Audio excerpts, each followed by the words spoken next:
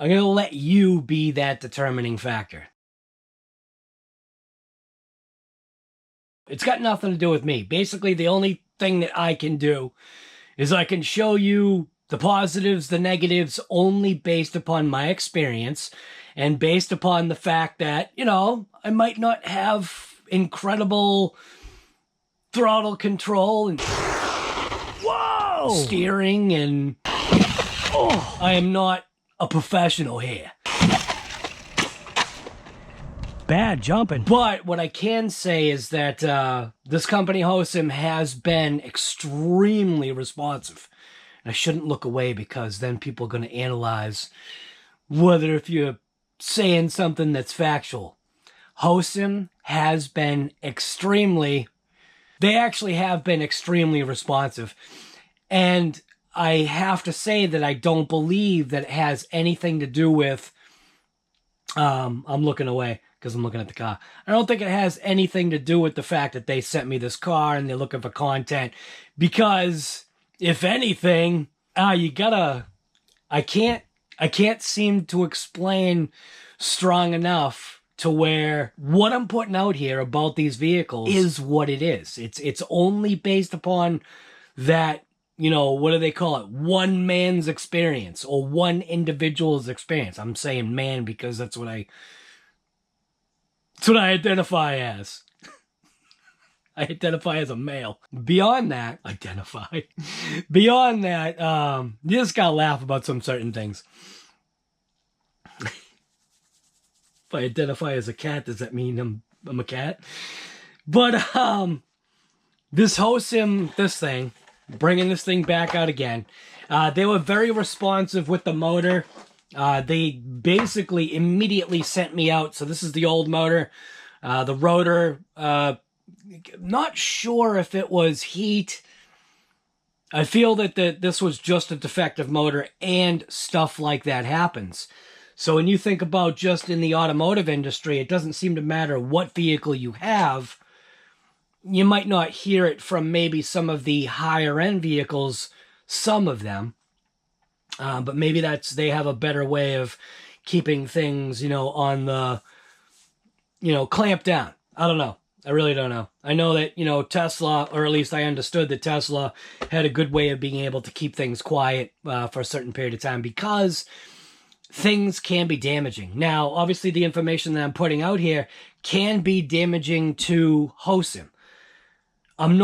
That's not my intent. My intent is literally just to bring you, like, the facts of just what you see. Like, if I crash into a wall, yeah, I'm going to be upset and go, it's a piece of garbage.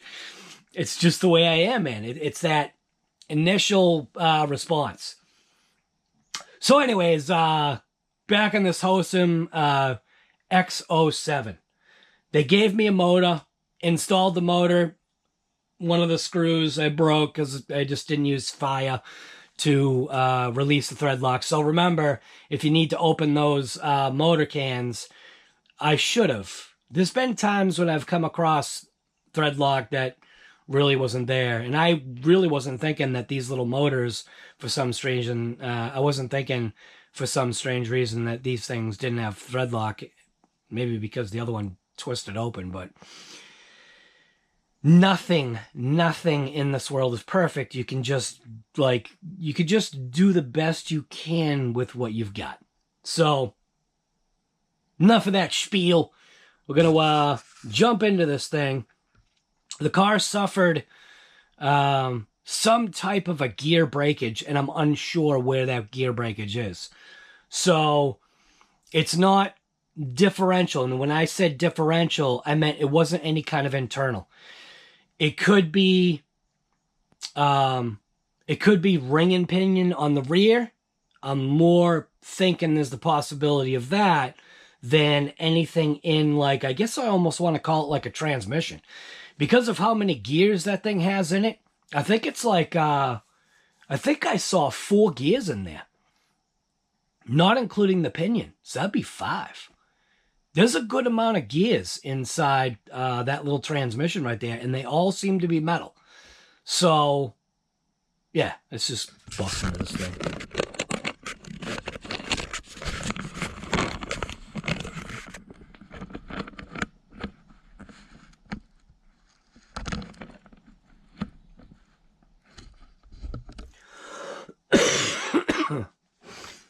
All right. So first things first, I did run this on 3S. It does say it's 3S capable. The pack that I used was a very small pack, so I'm not going to say in any way that it had anything to do with pack weight because the pack was small. Did the pack jump out? Yes, it did, because it wasn't fitting correctly, but it has nothing to do with the issue that you're going to see right now. So I'm going to go ahead and power this on. See, everything powers on nice. Got great steering. But then when you engage the drive... Oh yeah, sure, it sounds fine now.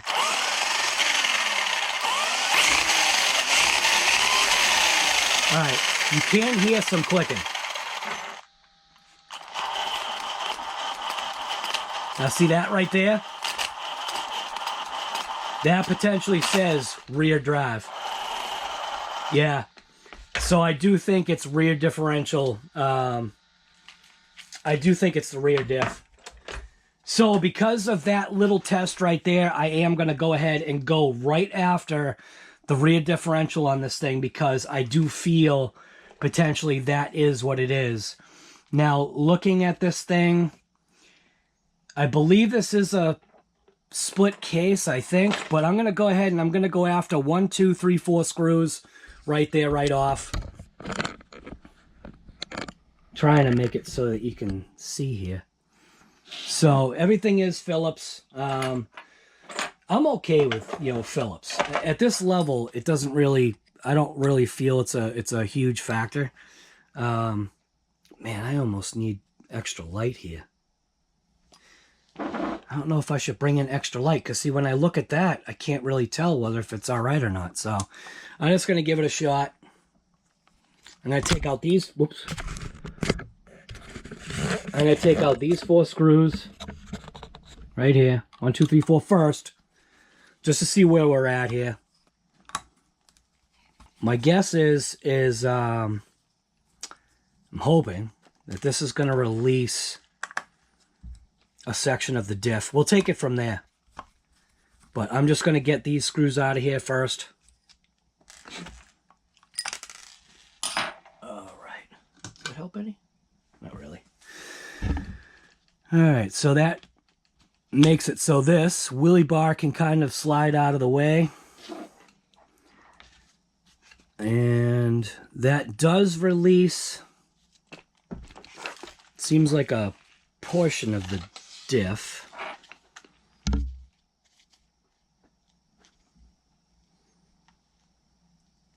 So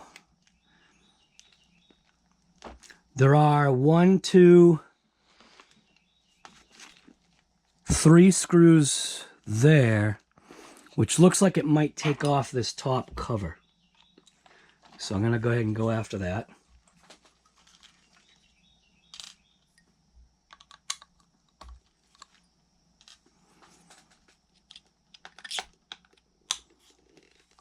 Look at that.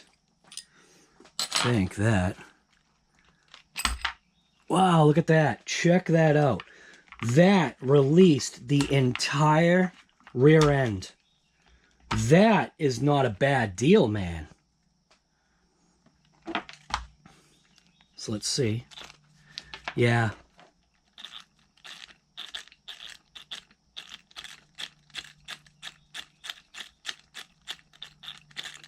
Does feel like it's rear diff related. All right. So now that we got that, how are we going to open this? That is pretty cool, though. Check that out. It's like, comes off as a whole unit. I kind of like that. That's not too shabby, man. So, looking at how this is, it looks like the wing is 2 screws. So I'm going to go ahead and just release the wing. 2 screws right here, is 1 here. I think this is the wing. So I got that one. Most of these screws so far are basically the same. So putting this thing back together is going to be very easy. These two top screws, I'm not sure what these released. Oh, it did. Look at that. So those two top screws got the wing. There's two screws right here to release the bumper. And those are, again, those are a different size screws, so I'll have to remember that. We'll see if I can remember that. It's always good to have a magnetized screwdriver. Well, not always good, but sometimes good to have a magnetized screwdriver. All right. Shock tower. So shock tower has two screws, which is shock tower and body mount. So I can see the screws that I need to release. All right, so it looks like I'll have to take this top brace off. So one screw there, and I'm looking at metal components. So could have been just that bad landing that I had. Oh, that doesn't sound good. I'm thinking these are like a threaded hinge pin. Yep. So threaded hinge pin, check that out. Look at that. Only needed to release that one screw for that to kind of swing away. Go ahead and release this one. I do like the fact that it has metal bracing. So see what I'm saying? It's odd because it does have some positive things about it. Look at that. So I am going to release this one shock on this side. Very, very flexible shock tower, which is a very positive thing.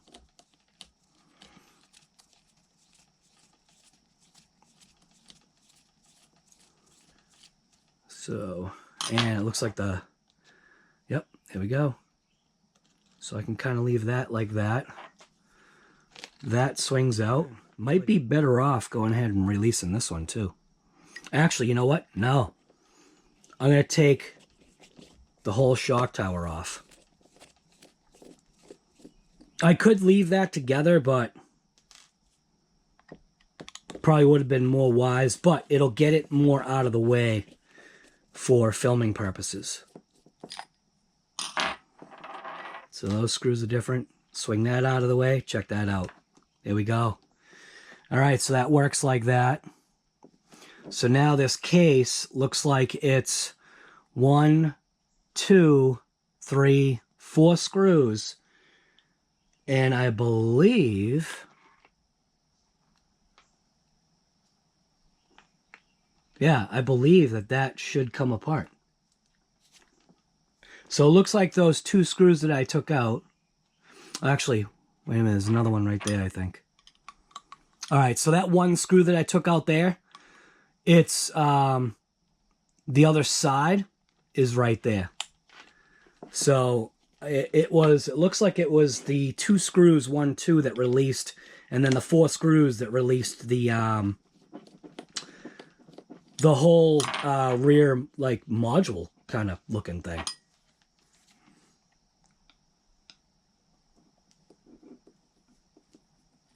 So I'm going to go ahead and leave that. Go after this screw. There's a screw right here.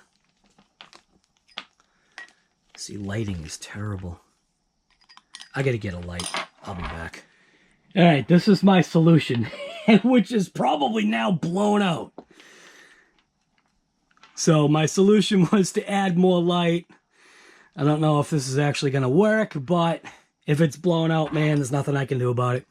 So there's 1 screw there, 1 screw there, 1 there, and 1 there.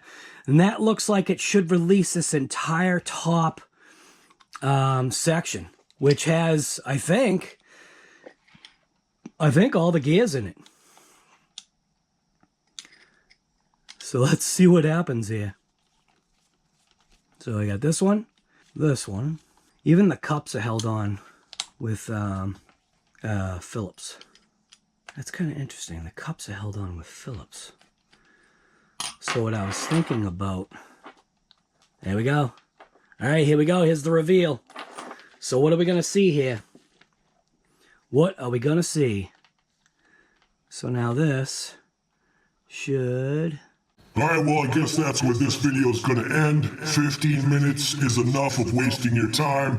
And then I think like 10 minutes of it was all my face. So, yeah. Nah, just kidding. Yeah, that's what happened. We lost a tooth. It's sufficiently greased, man. Look at these gears. So the little diff looks like it's a little bit too little. So it looks like that pinion is fine, but look at these gears, man. Look at how they operate. Bearings. Oh, they've got a little bit right. Yeah, it looks like I lost a couple teeth here. And it's kind of a bummer because this particular diff I don't have. So it looks to me like it's not a very solid design potentially for the gears. And that's sad, man. So we got one missing there and one missing there. So that's basically what ended up happening, man. That is a bummer. But look at the smooth operation, man. Ah, I'm surprised. So what I can do, I'm gonna go online right now with Hosim. Is this a Hosim? Yeah. I'm gonna go online right now with Hosim. So what I'm gonna do is I'm gonna do the whole screen record deal here. So let's back out of here. Go down, screen record, media with sounds, skip countdown. I'm going to go to Hosim. Hosim.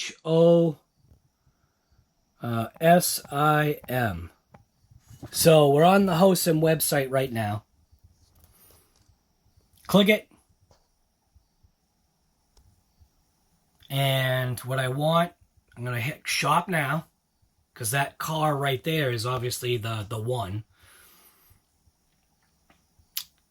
That one's actually not the one. I mean, it is, but look at the batteries. The batteries are wrong. At least I believe the batteries are wrong. $200, man. It's a couple bucks. All right, so let's see. Where are we here? Recently viewed. Refund policy. Where's the parts? All right, let's go into this little 3-line thing. Parts and batteries. All parts and batteries. Parts and accessories. So this is the X07, so parts for the X07. And this diff. See, look at all the metal parts, man. This thing has got a lot of metal parts. So right there, $16.98. That's front. Rear, what's the difference?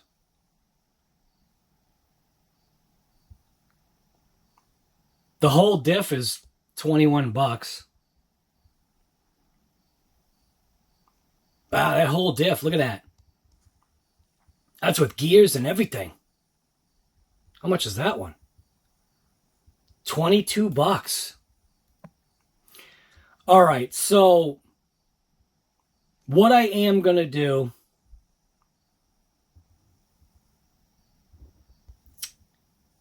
let's see if I can look at that.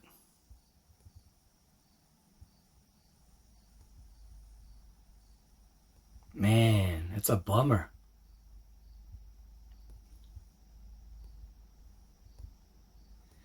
Reason why I say it's a bummer is just because for the fact that the diff kind of... I'm going to pan you guys down again. So there is a certain amount of fluidity that this thing has. So panning you guys down just to get you a good look here. So gearing wise, and I think that's actually the tooth right there.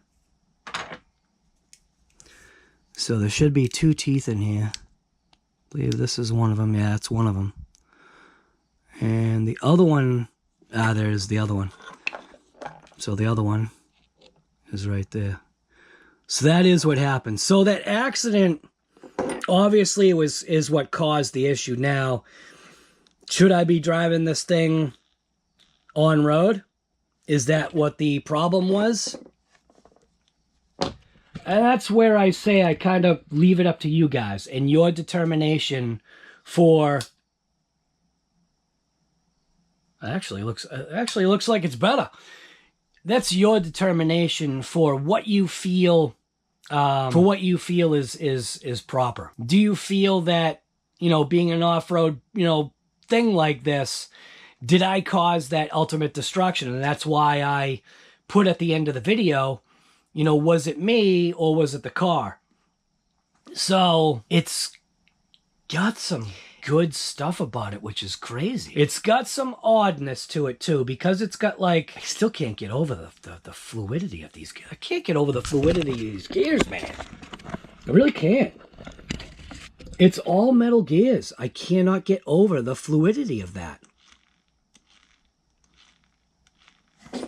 Yeah, I'm blown out, huh? Yeah. Oh, wrong way. See what I'm saying? Look at the fluidity of how this operates. Maybe as a 2S vehicle, the way it's designed, and then maybe off-road, and maybe off-road. Maybe off-road is where this particular vehicle would shine. The problem is I feel like the age category of the individual that would get this would possibly want to take this thing to a skate park, in which we did. Took it to a skate park. That's when the motor unscrewed itself. So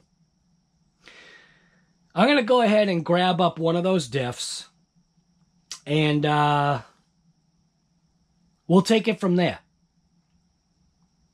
It seems like it was greased fairly well. There's no grease in with the idler gear, so it's got an idler gear. It's got a bunch of gears, man. It's got 1, 2, 3.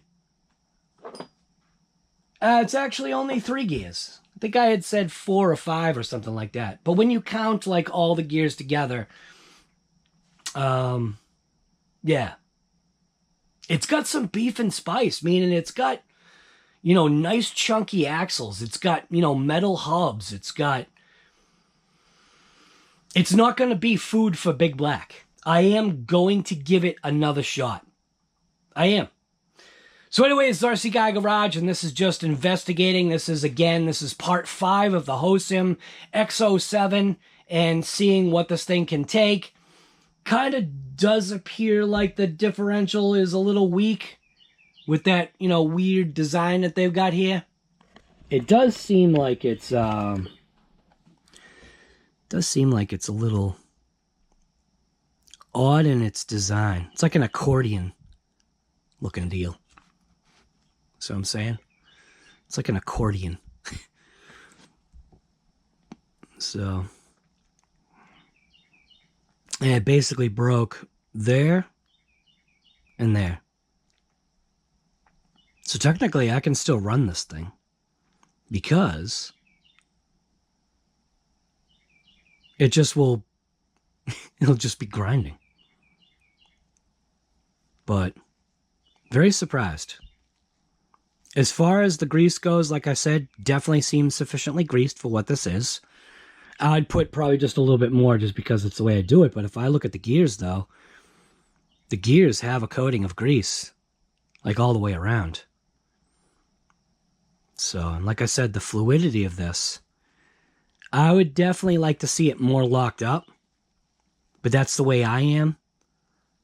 I would want to see this more locked up with the fluid. So, let's, while we're here, let's just crack this open and see what we're looking at here. I don't have paper towels, do I? Let me see if I got paper towels.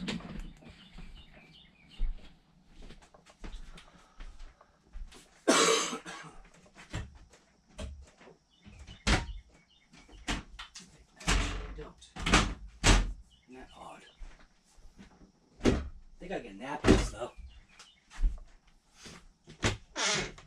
Yep. Napkins. Oh, I got a paper plate. Oh, look at that. Paper plates with rcguygarage and a couple napkins. Paper towels are better, but we have napkins in here. There we go. Paper plate. Check that out. Probably blown out now, big time. Wish there was a way I could diminish the light, but I can't. All right, so we're gonna go ahead and we're gonna take this little thing apart here. Like I said, hopefully the light's not too blown out. What I did want to see is I did want to see inside. I wanted to see what the yeah, that's sufficient for grease for this little car. Heck yeah. You can see where the tooth, looks like the tooth got jammed. Right there, look at that. All right. Let's go ahead and pop this baby apart.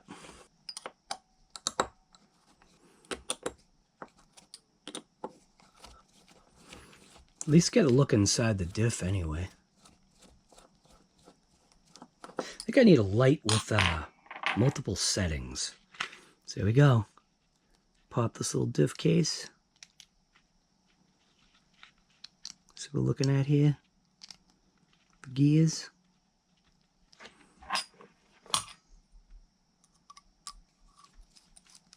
Oh. Look at them little gears, man. It's got grease in there.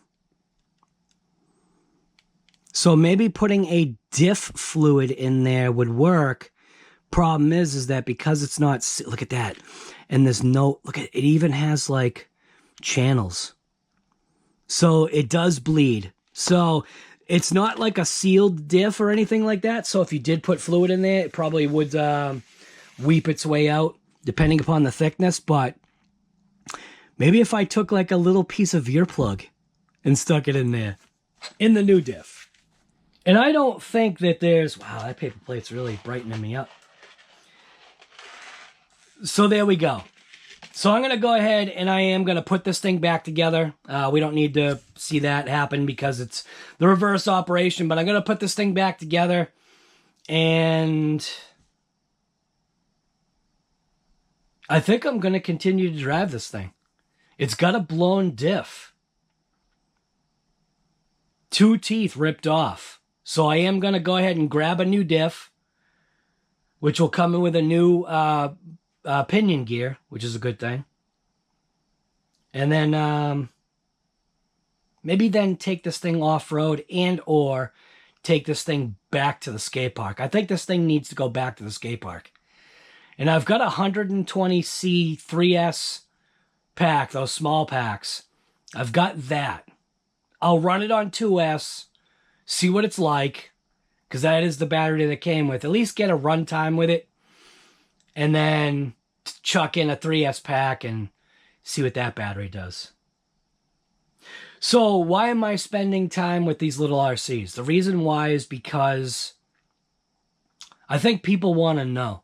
Not everybody's got $500 to spend on an RC, man. And then even when you think about it, and people have made, you know, comments, which it makes sense. It makes sense to you that, you know, save up your money and you know, instead of buying 3 of these, which basically that's what it would kind of be, not really, 2.5. Instead of buying 2.5 of these, which you'd have a parts car. I don't know, man. No matter what, each company has a way of doing things to make money. That's how they stay in business, man. That's literally just the way it is. So doesn't matter whether you're Arrma, Traxxas, or whatever. Every RC's got their faults. Every RC manufacturer, every manufacturer of anything is in it to make money, because if they don't survive. So They just need to potentially make the products survive a certain length of time. This car right now so far is not surviving the certain length of time, but let's see how long it takes to get a differential for this little Hosim X07. So, but like I said, I'm doing these videos because there's going to be somebody out there that might want to know how to take this apart. And there you go. Kind of showed you how to take it apart. There's going to be potentially parents that, you know, is this RC car, you know, I want to get for my son or my daughter, is this thing any good? Or for my nephew or niece, or however it works. And like I said, there's certain things about this car that do seem to be good. It's just weighing out the positives versus the negatives. Like I said, no matter what you buy, nothing's perfect, man. And neither am I. So anyways, it's RC Guy Garage, and we are in the mobile shop episodes, whatever you want to call this. Someone said that there's actually an RC channel out there, and I did see him last night, or yeah, I think it was last night. Trailer Trash RC. I didn't actually think there was one, but there is a Trailer Trash RC. I thought that was pretty funny. So maybe this is called Trailered Trash. So, because we're in a trailer. And it's not all trash, but we're in here working on stuff. So, yeah. Hopefully you enjoyed this episode. You know what to do if you did enjoy this. If you didn't, you also know what to do. You can take a flying.